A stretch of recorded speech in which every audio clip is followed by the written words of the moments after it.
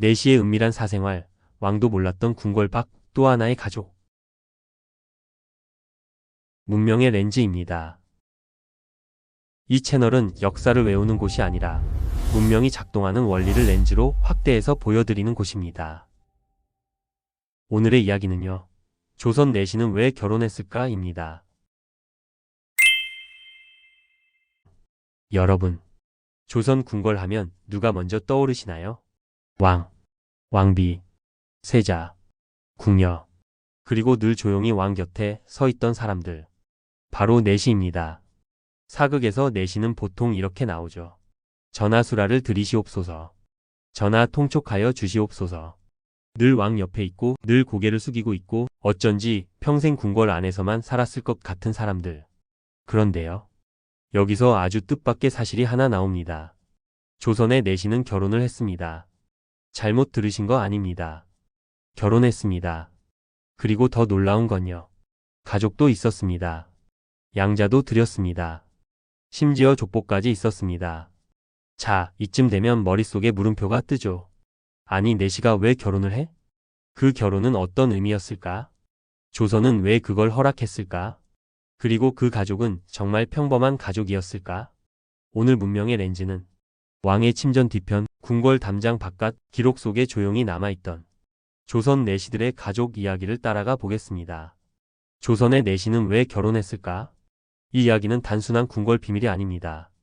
조선이 가족을 어떻게 생각했는지, 그리고 한 사람이 사회 안에서 살아남기 위해 무엇이 필요했는지를 보여주는 이야기입니다. 그럼 시작하겠습니다.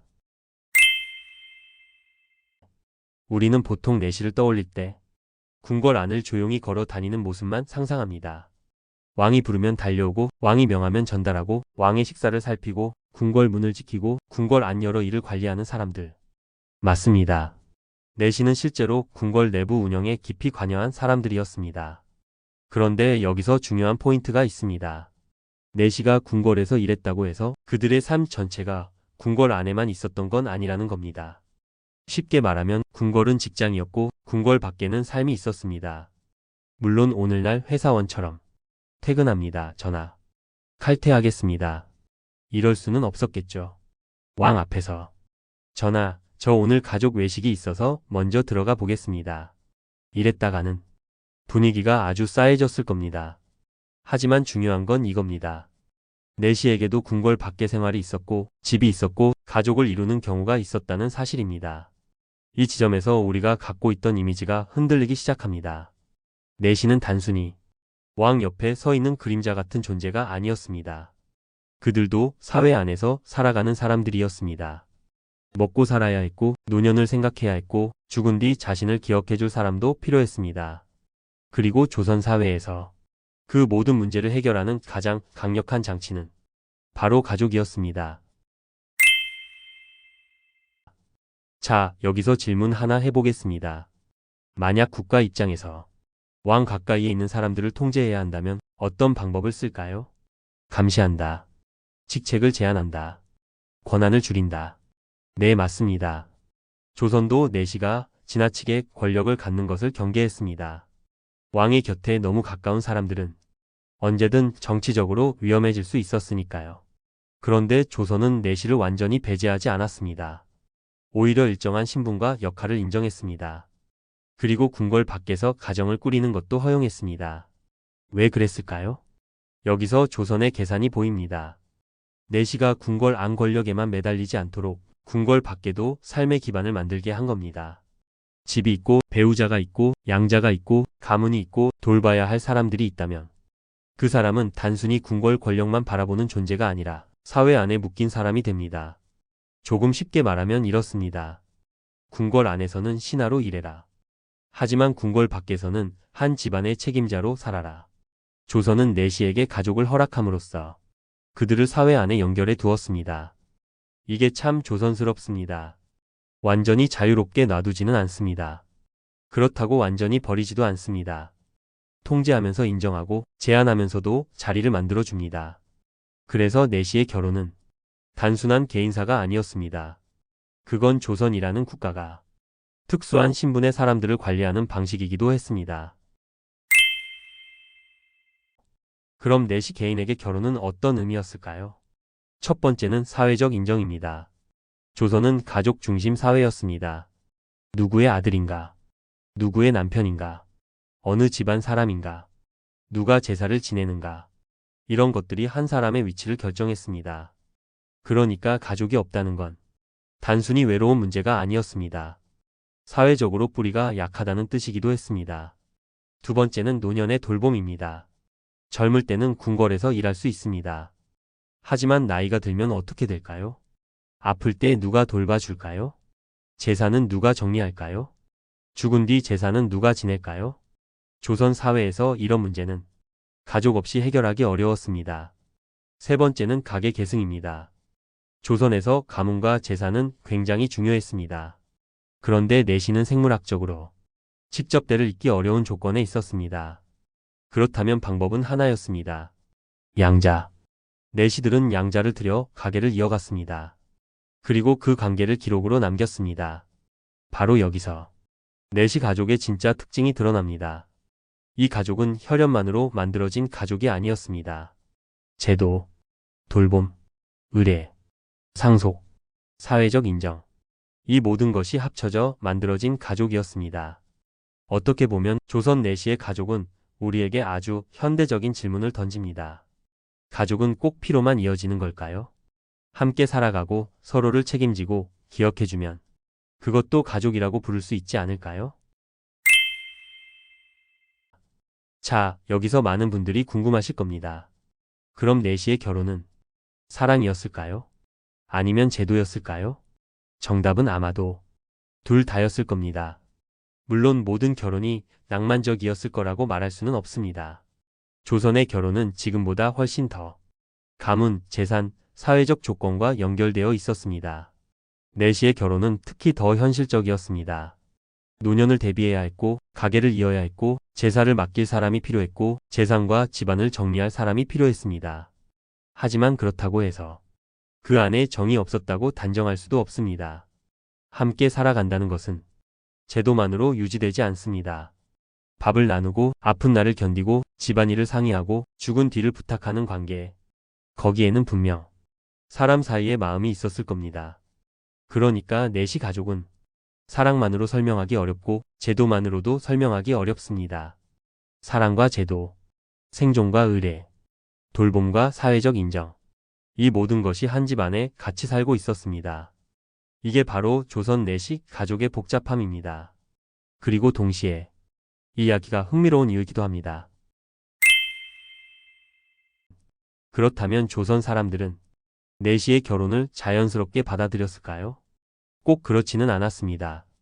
제도적으로 가능하다고 해서 사회적 시선까지 따뜻했던 건 아닙니다. 일부 사대부들은 내시가 결혼하고 가정을 갖는 것을 불편하게 바라보기도 했습니다. 여기서 조선 사회의 모순이 드러납니다. 한쪽에서는 말합니다. 가족이 있어야 한다. 가문을 이어야 한다. 제사를 지내야 한다.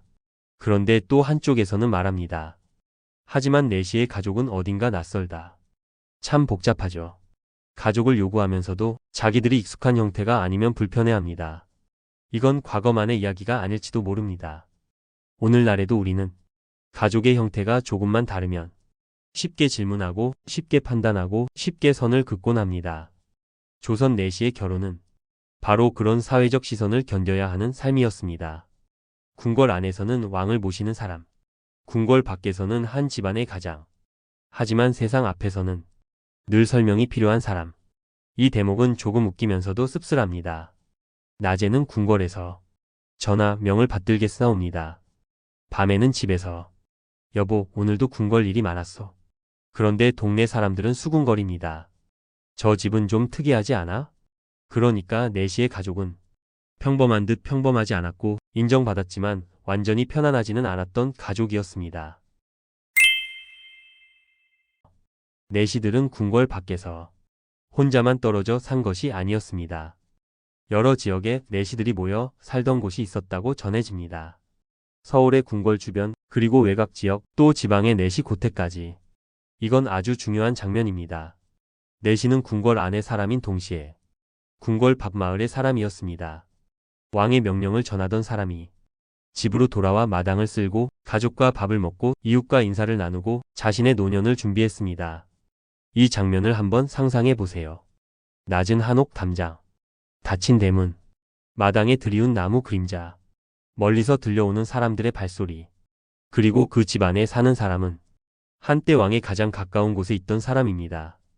역사는 늘 왕의 이름을 크게 기록합니다. 하지만 실제 삶은 이런 작은 집들 안에 있었습니다. 왕의 하루를 움직였던 사람들. 그러나 역사책의 주인공은 되지 못했던 사람들. 그들이 만든 가족과 마을이 궁궐 밖에서 조용히 이어졌습니다. 이 지점에서 내시의 삶은 더 이상 사극 속 조연이 아닙니다. 그들은 조선 사회를 움직인 생활인의 한 축이었습니다. 자, 여기서 많은 분들이 궁금하실 겁니다. 그럼 내시의 결혼은 사랑이었을까요? 아니면 제도였을까요? 정답은 아마도 둘 다였을 겁니다. 물론 모든 결혼이 낭만적이었을 거라고 말할 수는 없습니다. 조선의 결혼은 지금보다 훨씬 더 가문, 재산, 사회적 조건과 연결되어 있었습니다. 내시의 결혼은 특히 더 현실적이었습니다. 노년을 대비해야 했고, 가게를 이어야 했고, 제사를 맡길 사람이 필요했고, 재산과 집안을 정리할 사람이 필요했습니다. 하지만 그렇다고 해서 그 안에 정이 없었다고 단정할 수도 없습니다. 함께 살아간다는 것은 제도만으로 유지되지 않습니다. 밥을 나누고, 아픈 날을 견디고, 집안일을 상의하고, 죽은 뒤를 부탁하는 관계. 거기에는 분명 사람 사이의 마음이 있었을 겁니다. 그러니까 내시 가족은 사랑만으로 설명하기 어렵고 제도만으로도 설명하기 어렵습니다. 사랑과 제도, 생존과 의례, 돌봄과 사회적 인정. 이 모든 것이 한 집 안에 같이 살고 있었습니다. 이게 바로 조선 내시 가족의 복잡함입니다. 그리고 동시에 이 이야기가 흥미로운 이유이기도 합니다. 여기서 꼭 짚고 넘어가야 할 것이 있습니다. 우리는 내시를 너무 쉽게 웃음거리로 소비해 왔습니다. 과장된 말투, 우스꽝스러운 몸짓, 전화하는 클리셰. 물론 역사 콘텐츠는 재미있어야 합니다. 재미없으면요? 알고리즘이 바로 말합니다. 이 영상은 추천하지 아니하겠사옵니다. 하지만 재미와 조롱은 다릅니다. 내시는 조선 사회의 특수한 제도 속에서 살아간 사람들이었습니다. 그들은 궁궐의 운영을 맡았고 왕 가까이에서 위험한 정치적 환경도 견뎠고 동시에 궁궐 밖에서는 가족을 책임지는 사람들이었습니다.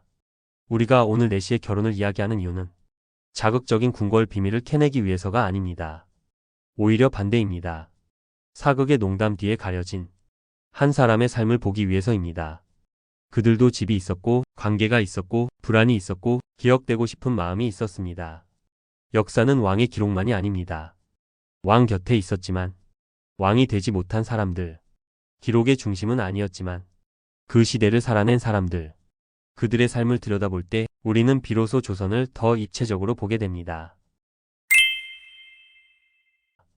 이제 이야기를 오늘로 가져와 보겠습니다. 가족이란 무엇일까요?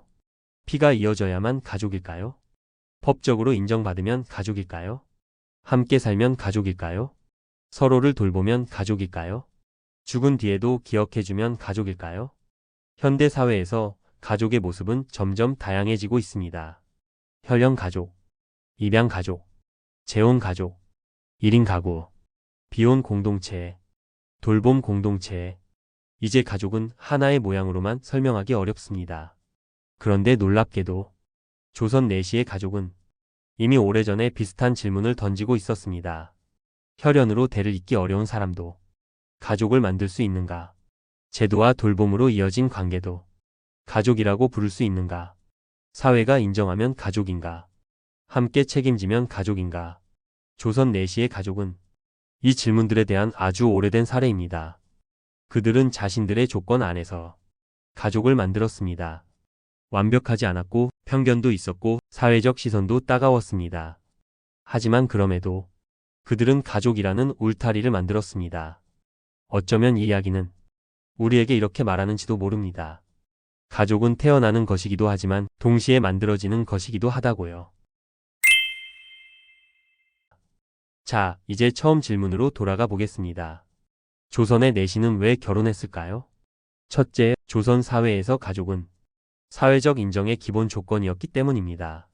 둘째, 노년의 돌봄과 재산, 제사, 기억의 문제를 가족을 통해 해결해야 했기 때문입니다. 셋째, 국가 입장에서는 내시를 궁궐 밖 사회에 연결해 두는 통제 장치이기도 했기 때문입니다. 넷째, 양자와 족보를 통해 혈연만이 아닌 방식으로도 가계를 이어갈 수 있었기 때문입니다. 결국 내시의 결혼은 단순한 예외가 아니었습니다. 그것은 조선 사회가 가족을 얼마나 중요하게 여겼는지 보여주는 아주 특별한 사례였습니다. 조선은 내시에게 가족을 허락했습니다. 하지만 동시에 그 가족을 완전히 편견 없이 바라보지는 못했습니다. 허용했지만 불편해했습니다. 인정했지만 경계했습니다. 가족을 주었지만 완전한 자유는 아니었습니다. 그 모순 속에서 내시들은 자신들만의 삶을 살아갔습니다. 오늘 우리는 조선 궁궐의 가장 깊은 곳에서 일했던 사람들, 그리고 궁궐 밖에서 가족을 만들었던 사람들을 만났습니다. 사극 속 내시는 늘 왕 뒤에 서 있습니다. 하지만 기록을 따라가 보면 그들에게도 집이 있었고, 가족이 있었고, 이름이 있었고, 죽은 뒤 기억되고 싶은 마음이 있었습니다. 조선의 내시는 왜 결혼했을까? 그 답은 단순하지 않습니다. 그것은 생존이었고, 제도였고, 돌봄이었고, 사회적 인정이었고, 인간답게 살고 싶다는 아주 기본적인 바람이었습니다. 여러분은 어떻게 생각하시나요? 가족은 피로 이어지는 걸까요? 아니면 함께 살아가며 만들어지는 걸까요? 오늘 영상이 흥미로우셨다면 구독과 좋아요, 댓글 한 줄 부탁드립니다. 이곳은 문명의 렌즈 채널이었습니다. 감사합니다.